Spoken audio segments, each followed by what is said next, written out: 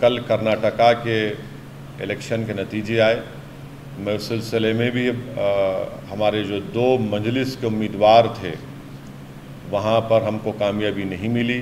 एक जगह पर हमने तायीद किया था जमखंडी में, तो मैं उन तमाम दोनों असम्बली हल्के जात का, हुबली ईस्ट की जनता का, बसवाना बागड़ी के जनता का, वहाँ की आवाम का, जमखंडी की आवाम का, कि जिन्होंने मजलिस के उम्मीदवार और तायीद उम्मीदवार को वोट दिया।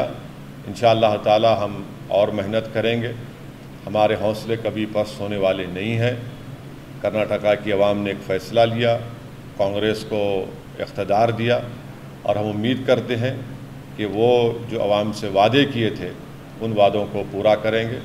मगर मजलिस की मजबूती का काम, चाहे उत्तर प्रदेश हो, कर्नाटका हो, तेलंगाना हो, महाराष्ट्र हो, बिहार हो, झारखंड हो, बंगाल हो, ये हमारा काम चलता रहेगा।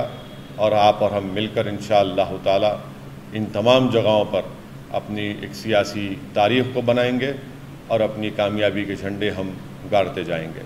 तो आप तमाम का बेहद शुक्रिया। अस्सलामु अलैकुम व रहमतुल्लाहि व बरकातुहू।